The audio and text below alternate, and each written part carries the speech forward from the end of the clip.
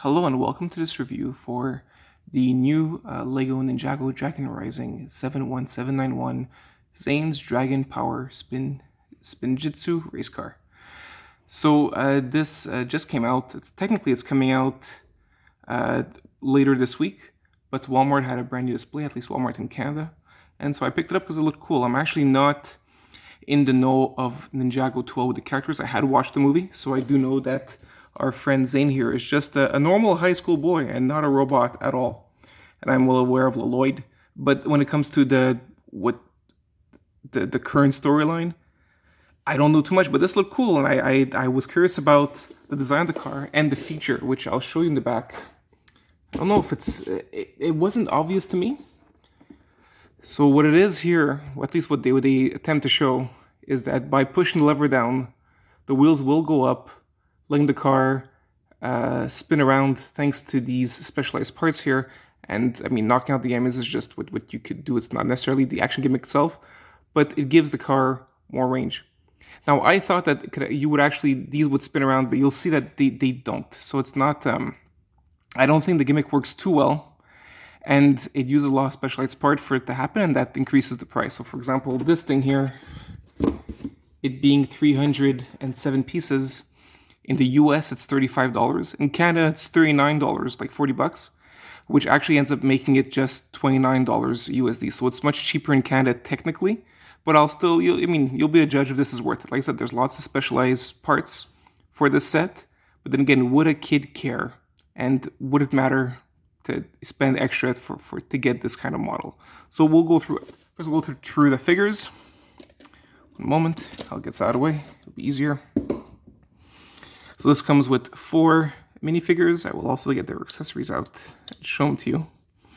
So we've got Zane here. Let's see if we can focus. All right, I'm gonna take this off. And he does have an alternate head, which is here. I'm gonna turn it to show you what the effect does. So this is the bottom half of his face that you couldn't see before.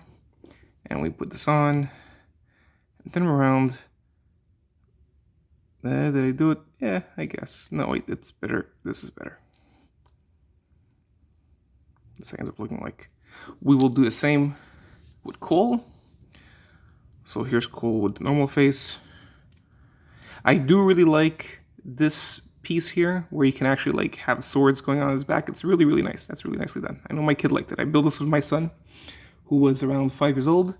The car was a bit too advanced for him, which makes sense. This is a 7+ set and uses Technic parts. But when it came to these smaller builds, he had fun with that. So that's the alternate head. I'm gonna turn it around. This is the lower half of Cole's face that you can see before.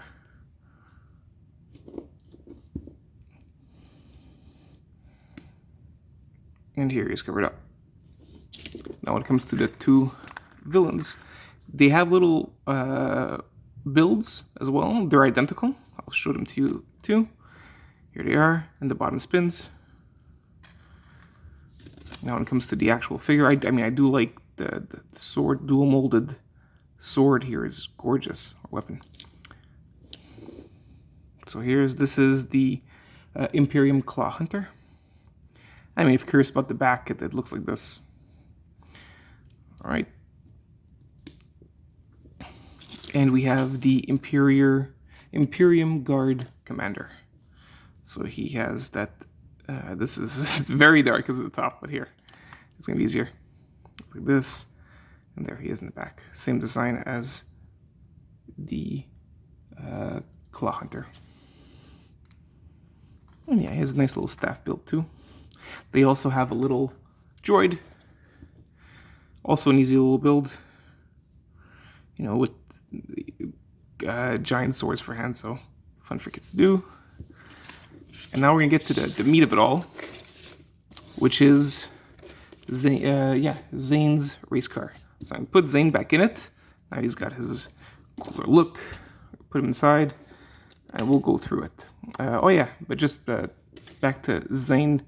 Both of these have while it's all one molded. It's not dual molded legs.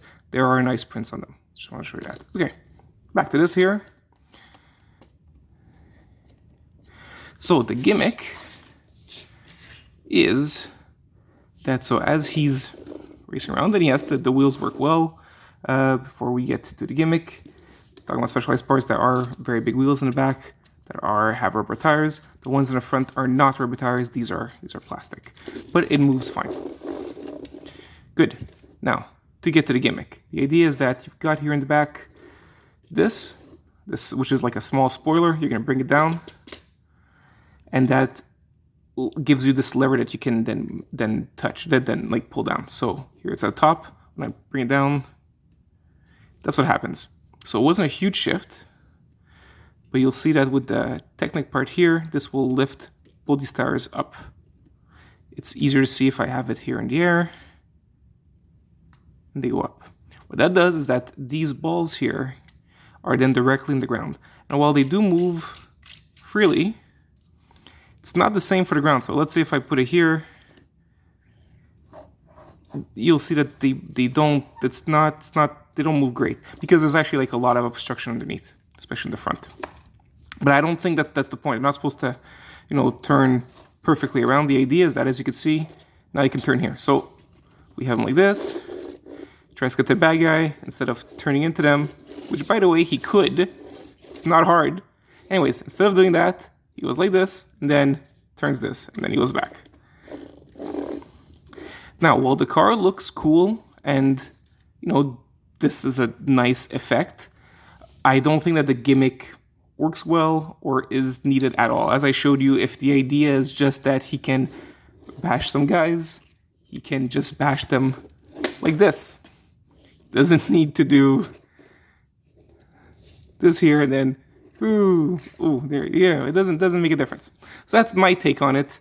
And like I said, not only does it ask for more specialized parts by making it this way, also what happens is that it ends up being tougher because you have the whole Lego Technic element. So for kids that would say, like, let's say that between like the 5 or 6 age range, that would be too tough for them, because it is a bit of it's a different technique. It's a bit more specialized. I'm not even sure if 7 would be fine. Maybe, but I'm not sure. And it does kind of clash with the rest. It doesn't give you that traditional Lego build either. So that's why I don't know. I don't think it's worth it to have done the trouble to get it this way. I mean, if it was just a look, fine. But I mean, you don't need the Technic part to just have this cool look around. So that's my take on it. I'll just show you so you have an idea of like the different angles, how it looks like. Right, so he uses guns here, he uses swords in the front. There is this the effect that's appeared in a few others. I'm not sure if it was clear blue yet, but here it is. And this part here, sorry, it's not exactly center. There you go, better. This here, while it looks like I did a great job with the centering, it is a sticker, not a print. And this is a tough one to get right, especially for little kids. This one would be a tough sticker to get right for them, I'm assuming. It was not easy for me, so we'll see about them. These are fine. You have a lot of room to make mistakes because it does not cover up a lot of the surface area. This is also a sticker, and you've got you've got 2 other stickers, one for each of these, and there is one more. Where's the last sticker? Wondering where. There you go. Last one right here. Okay. That's the review. Oh yeah, and these 2 are stickers. So sticker here too. Now let me put Zane back here. And let me know what you think. If you think you'd get this, if you think it's a bit too expensive, like I said, I see where the whole cost went. I understand it. I just don't think it's necessary. Okay, it can be a cool car without this element. That's my take on it. Let me know what you think. Take care, guys. All the best.